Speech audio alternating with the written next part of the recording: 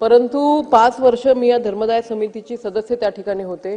ज्या पद्धतीने आपण निर्णय घेतलेला आहे, जे आपले बेड आपण रिझर्व ठेवणार आहोत त्याची यादी किंवा ते जे काही अपडेट तुम्ही त्या ठिकाणी काउंटरवरती रिसेप्शन काउंटरवरती करता, त्याचबरोबर असा सुद्धा नियम आहे, जी धर्मदाय समिती आहे त्या समितीमध्ये असलेले जे सदस्य आहेत त्या सदस्यांचे नंबर सुद्धा त्या बोर्डच्या बाजूला त्या ठिकाणी लिहिलेले आहेत। आणि या 5 वर्षामध्ये अध्यक्ष महोदय संपूर्ण महाराष्ट्रभरातून हे जे आम्ही 17 आमदार आहोत, या 17 आमदारांना रॅन्डमली कुठून सुद्धा रात्री त्या ठिकाणी फोन येतात। परंतु दुर्दैवाने सांगावं वाटतं मंत्री महोदय की या धर्मदाय समितीमध्ये काम करणारे त्या हॉस्पिटलमधले जे कर्मचारी आहेत, संध्याकाळी 6 नंतर कोणीही त्या ठिकाणी उपलब्ध होत नाही। फक्त 10 ते 6 वाजेपर्यंतच ते काम करत असतात। आणि आरोग्य ही अशी सेवा आहे की 24/7 तुम्हाला ही सेवा त्या ठिकाणी रुग्णांना द्यावी लागते। त्यामुळे माझी विनंती आहे की आमदारांची जी तुम्ही समिती करणार आहात त्याची बैठक झाली पाहिजे। गेल्या 5 वर्षामध्ये एकही बैठक भाऊ याची झालेली नाही।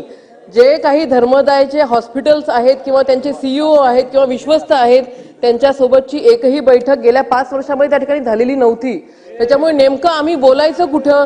आणि संपूर्ण महाराष्ट्रभरातून त्या ठिकाणी रात्री फोन येतात, फोन कोणी घेत नाही। अतिशय लाजिरवाणी परिस्थिती त्या ठिकाणी आहे।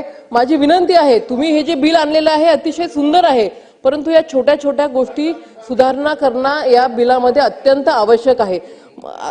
पुन्हा मंत्री महोदय 2 मिनिटं पुन्हा मंत्री महोदय हे जे तुम्ही मंत्री महोदय 2 मिनिटं तुम्ही जे बेड रिझर्व त्या ठिकाणी ठेवणार आहात आणि तो बोर्ड लावणार आहे, हा नियम जुनाच आहे। ही जी समिती आहे, स्वर्गीय भाऊसाहेब फुंडकरजी यांनी हा प्रस्ताव त्या ठिकाणी मांडला होता। सुधीर भाऊसाहेबांना हार्ट अटॅक आला होता, भाऊसाहेब ब्रिज कँडी हॉस्पिटलमध्ये ऍडमिट होते आणि अव्वाच्या सव्वाचं ते बिल बघून काहीतरी धर्मदायवरती आपलं हॉस्पिटलवरती आपलं कंट्रोल असलं पाहिजे या भावनेतून विधान परिषदेमध्ये भाऊसाहेब जेव्हा विरोधी पक्षनेते होते तेव्हा त्यांनी हे बिल आणलं होतं आणि हे समन केलं होतं।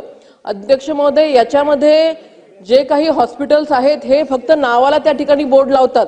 सर, HN रिलायन्स मध्ये मी गेल्या महिन्यामध्ये गेले होते, मी स्वतः त्या ठिकाणी पाहिलं। एवढ्या मोठ्या हॉस्पिटलमध्ये त्या ठिकाणी 4x1च्या छोट्याशा एका बोर्डवरती ते लिहित होते की आज किती पेशंट्स आहेत, किती पेशंट्स या ठिकाणी धर्मदायमधून आलेले आहेत। एवढ्या मोठ्या हॉस्पिटलमध्ये एवढा छोटा बोर्ड हा कोणीही त्या ठिकाणी वाचत नाही। आणि ग्रामीण भागातला आमचा पेशंट जेव्हा मुंबई, पुणे, संभाजीनगर सारख्या मोठ्या दवाखान्यामध्ये येतो, त्याचा इंग्लिशमध्ये बोलण्यापासून त्या ठिकाणी प्रॉब्लेम राहतो। अशा वेळेला धर्मदायचं एक वेगळं काउंटर हे रिसेप्शन काउंटरच्या बाजूला त्या ठिकाणी असलं पाहिजे, जेणेकरून जेव्हा पेशंट त्या दवाखान्यामध्ये येईल त्याची त्या ठिकाणी हेळसांड होणार नाही। धन्यवाद अध्यक्ष महोदय।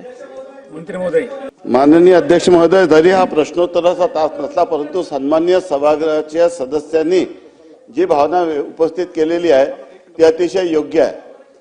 हा विषय फक्त धर्मदाय हॉस्पिटलच्याशी संबंधित नाही आहे, याशिवाय देखील जे इतर राज्यातील रुग्णालय आहे की त्या ठिकाणी कशा पद्धतीची व्यवस्था उभी राहिली आहे त्याच्या संदर्भामध्ये अनेक सभागृहाच्या सदस्यांनी तक्रारी उपस्थित केलेल्या आहे। स्वतः आरोग्य मंत्री या ठिकाणी उपस्थित आहे, त्यांनी त्याची दखल घेतलेली आहे।